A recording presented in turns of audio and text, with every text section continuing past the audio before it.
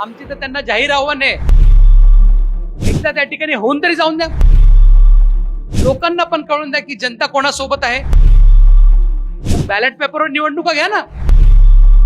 3600 मतदार हे दुबार आहेत, हे ठरवून केलेले भाजपचे पदाधिकारी असेल त्यांच्या प्रभागात नाही झालं असं.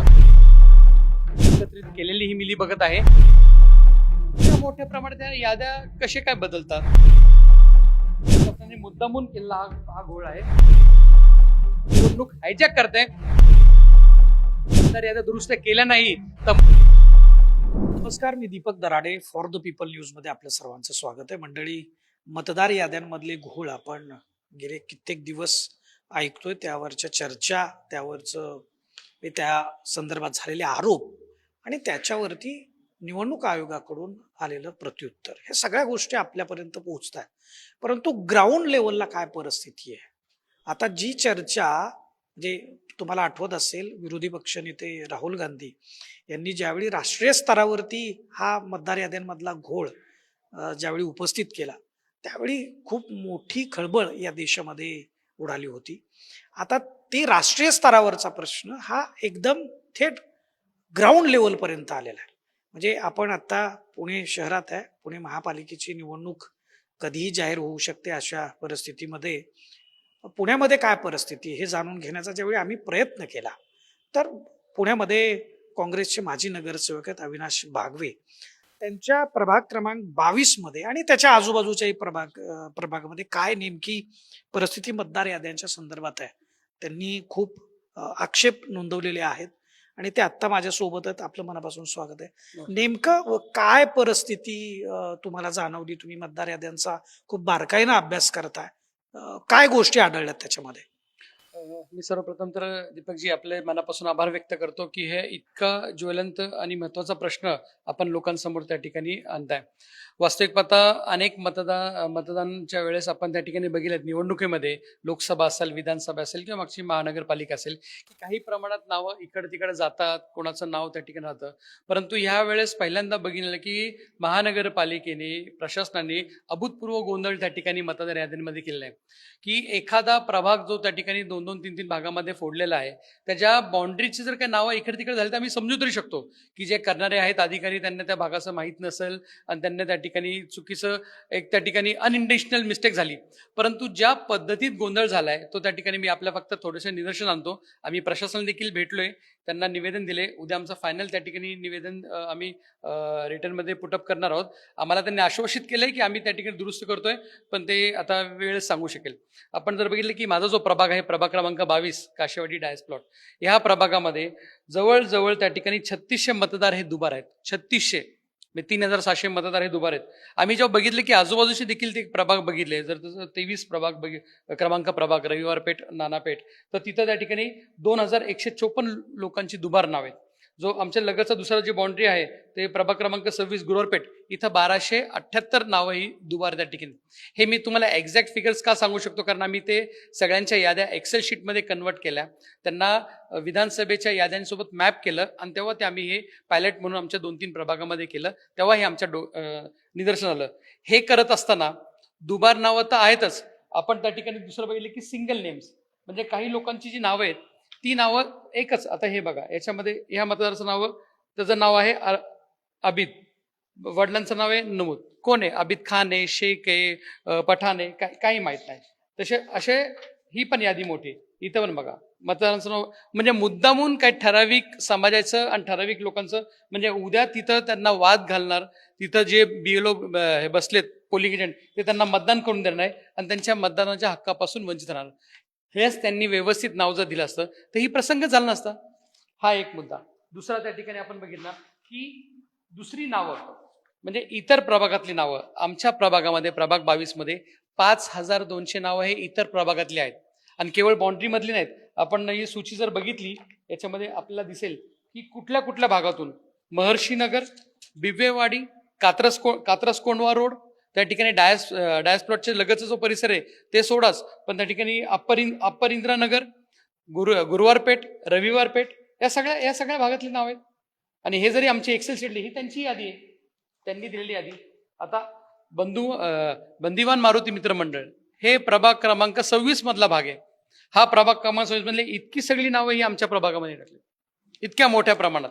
ही नावं तुमच्या आमच्या प्रभागात आमच्या आलेली आहेत. आमच्या प्रभागामध्ये काय प्रभाग क्रमांक 22 काशावडी डायस प्लॉट आणि भाग कुठला 129 बंदिवान मारुती मंदिर जवळ रविवारपेठची नावं आमच्या काशिवडी भागामध्ये, या भागामध्ये. आणि 1-2 नाही, इतकी पाण्यात बघा, इतकी नावं आहे ती सगळी. मग हे ठरवून केलेले आहेत.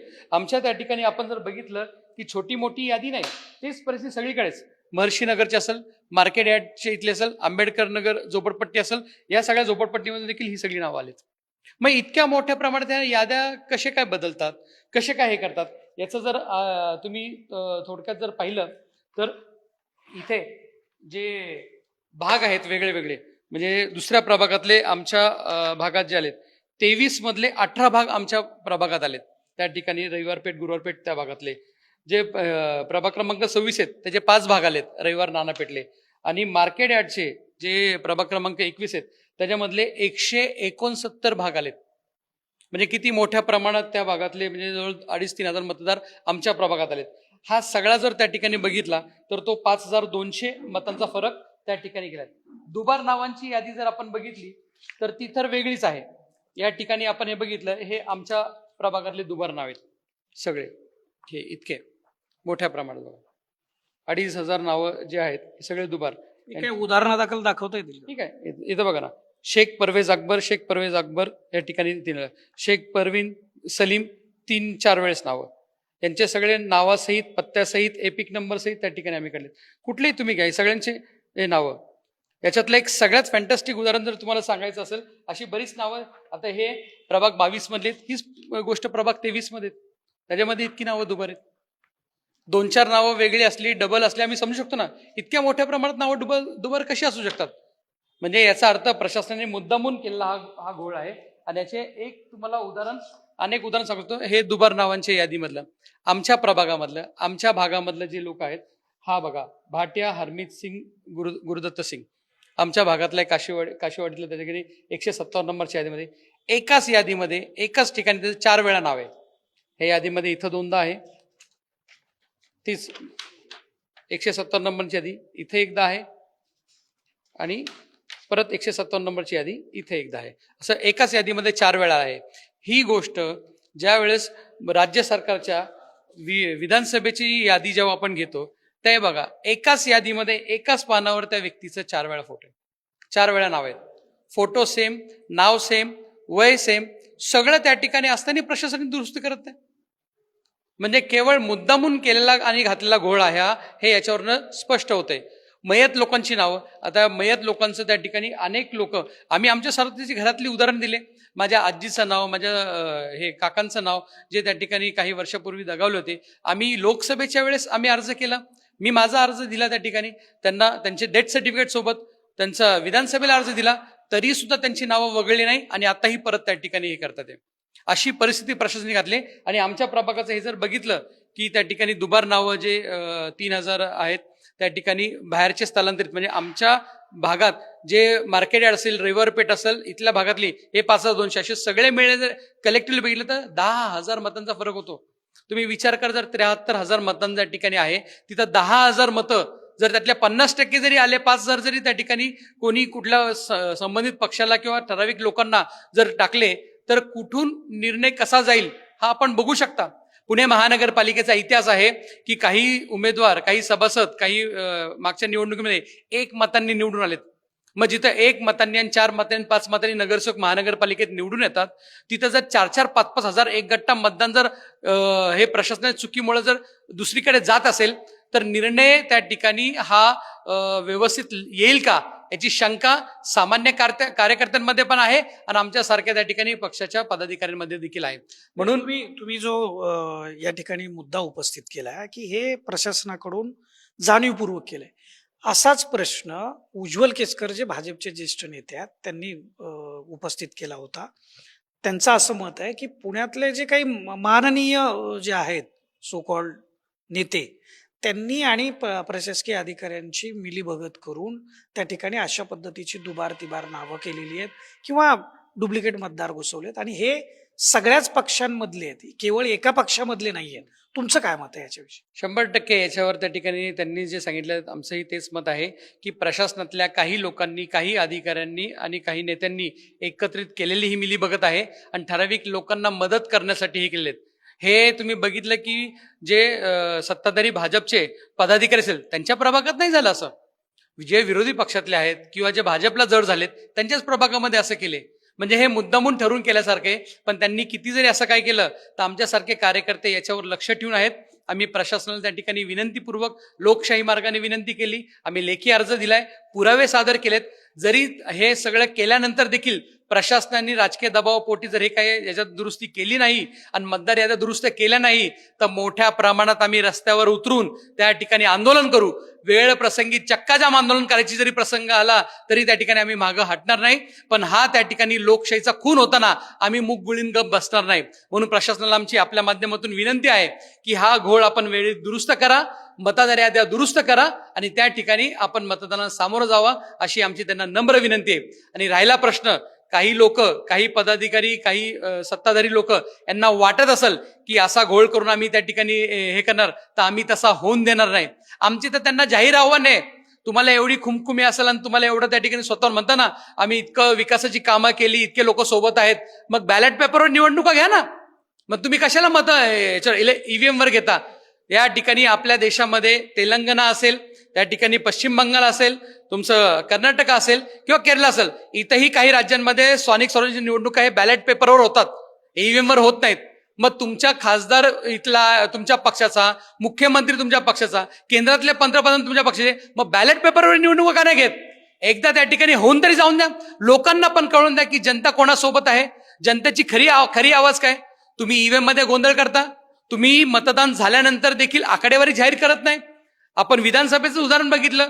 मतदान झाल्यानंतर ज्या वेळेस मतमोजणी होती त्या 2 दिवसाच्या वेळेमध्ये 3 वेळेस त्यांनी आकडेवारी बदलली, 3 वेळेस त्यांनी टक्केवारी बदलली. मतदान झालं त्या दिवशी वेगळी टक्केवारी दिली, दुसऱ्या दिवशी वेगळी दिली आणि मतमोजण्याच्या सकाळी 7 वाजता एक वेगळी टक्केवारी दिली.